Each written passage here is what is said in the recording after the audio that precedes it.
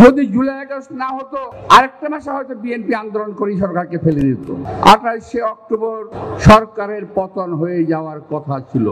17 বছর পরিশ্রম করে গাছে পানি দিলাম, আপনারা ফলটা খেলেন। এক ফ্যাসিবাদকে তাড়িয়ে আরেক ফ্যাসিবাদকে আনবো না। যদি কেউ মনে করে জুলাই আগস্টে এই আন্দোলনে সরকারের পতন হয়ে গেছে, এটা কিন্তু আপনারা ভুল করতেছেন। এখানে আমার যুবদলের অনেক ভাই বক্তব্যে কথা বলেছেন, কারো মাথায় গুলি লেগেছে, কেউ মারা গেছে, কেউ পায়ে গুলি লেগেছে, কেউ বুকে লেগেছে। এই গুলি লাগাগুলো কি ব্যর্থ হয়ে যাবে? 17 বছর কি আমরা রাজপথে আন্দোলন করি নাই? যদি জুলাই আগস্ট না হতো আরেকটা মাসে হয়তো বিএনপি আন্দোলন করে সরকারকে ফেলে দিত।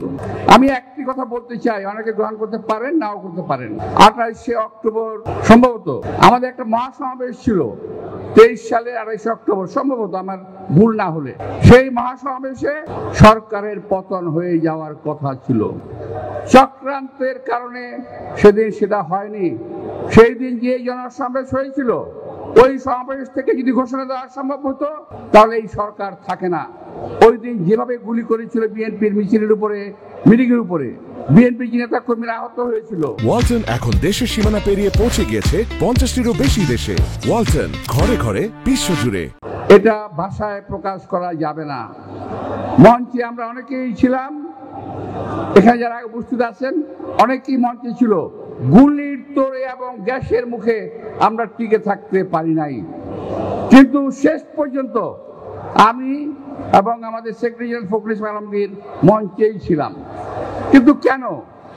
এই আন্দোলন তো ছিল এই সরকারের বিরুদ্ধে, এই আন্দোলন ছিল সরকারের বিরুদ্ধে, গণতন্ত্রের পক্ষে, বাক স্বাধীনতার পক্ষে আমরা আন্দোলন করেছি। আমি আরেকবার বক্তব্যে বলেছিলাম যে আমরা 17 বছর পরিশ্রম করে গাছে পানি দিলাম, আপনারা ফলটা খেলেন। এখন বলছেন বিএনপি টিএনপি কিছু না, এখন বিএনপি নাকি স্বৈরাচার। আরে আমাদের সরকারেই গেলাম না এখন পর্যন্ত, এক নাম্বার। আর বিএনপি যখন ইতিপূর্বে সরকারে ছিল, আমাদের নেতা শহীদ রাষ্ট্রপতি জিয়া রহমান সরকারে ছিলেন, যিনি বহুদলীয় গণতন্ত্র কায়েম করেছেন, প্রথম সংস্কার করেছেন শহীদ রাষ্ট্রপতি জিয়া রহমান। দ্বিতীয়ত দেশ নেত্রী বেগম খালেদা জিয়ার নেতৃত্বে ক্ষমতা হস্তান্তর হয়েছিল। মনে আপনাদের অনেকে জানেন না, অনেকে মনে নাই, আমাদের সিনিয়রদের অনেকে মনে আছে। শহীদ রাষ্ট্রপতি দেশ নেত্রী বেগম খালেদা জিয়া বঙ্গভবনে গিয়ে পল্টনে মিটিং করে ক্ষমতা হস্তান্তর করেছিলেন। যদি শেখ হাসিনা যথারীতি ক্ষমতা হস্তান্তর করতেন, দেশে আজকে এই অরাজক পরিস্থিতি সৃষ্টি হতো না। কিনা মাজেদ নাকি সাজেদ, মেজর, একজন মেজর দেশে বসে চক্রান্ত করছে, সরকারকে কি করবে কিংবা দেশে একটা অঘটন ঘটাবে। এই সমস্ত চক্রান্ত কিন্তু আমরা বুঝি। এগুলো একটি বানানোর নাটক শুরু করেছেন যাতে নির্বাচনটা পেছানো যায়, যাতে নির্বাচনটা না হয়। কিন্তু একটা কথা মনে রাখবেন, দেশের মানুষ 17 বছর আন্দোলন করেছে কিন্তু ভোটের জন্য।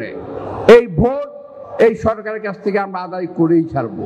সরকারের পিছনে, সরকারের ভিতরে বাইরে যতই ষড়যন্ত্র চলুক, কোন ষড়যন্ত্রকেই বিএনপি অপ্রতিরোধ্য মনে করে না।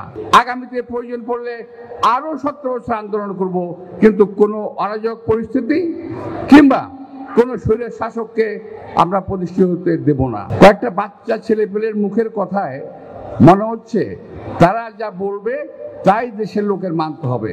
আমরা তাদের বাপদাদার চাকর বাকর মনে হয়। দেশের মানুষকে তারা মানুষ মনে করে না, দেশের নেতৃবৃন্দকে তারা নেতা মনে করেন না, মনে করেন তারাই নেতা। কারণ গদির লোভ পেয়ে গেছেন তো, এরা আর ক্ষমতা ছাড়তে চান না।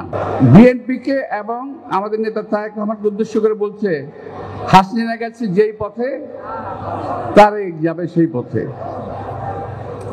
এটা কোনো রাজনৈতিক স্লোগান নয়, দেশকে সুসংগঠিত রাখার স্লোগান নয়, এটা গণতান্ত্রিক ঐক্যকে বজায় রাখার স্লোগান নয়। আমরা এবং আমাদের নেতা সবসময় এই সরকারের প্রতি সহযোগিতার হাত বাড়িয়ে দিয়েছে, বারবার বলেছে সহযোগিতার কথা। অনেক দিক খাটো করে হলো, অনেক ছাড় দিয়ে হলো, আজকের জুলাই সনদ সহ বহু কিছুতে বিএনপি ছাড় দিয়েছে। তারপরও কালকে একজন বলছেন যে যদি এইটা না হয় তাহলে নির্বাচন হবে না, যদি ওইটা না হয় তাহলে নির্বাচন হবে না, যদি এইটা না হয় নির্বাচন হতে দেওয়া হবে না। এক ফ্যাসিবাদকে তাড়িয়ে আরেক ফ্যাসিবাদকে আনবো না। আমরা তো তাই বলছি, এক ফ্যাসিবাদকে তাড়িয়ে আরেক ফ্যাসিবাদ আমরাও আনতে চাই না, আমরাও প্রতিরোধ করব।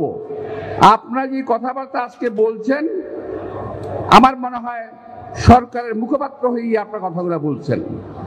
আপনাদের যে বয়স, আপনাদের যে মেধা, আপনার যে অভিজ্ঞতা, তাতে আমার মনে হয় না এই সমস্ত কথাগুলো আপনাদের মুখ দিয়ে আসছে কিংবা আপনাদের মাথা থেকে আসছে। এটা অন্যজনের প্ররোচিত কথাবার্তা আপনারা বলছেন, এতে কোনো লাভ হবে না।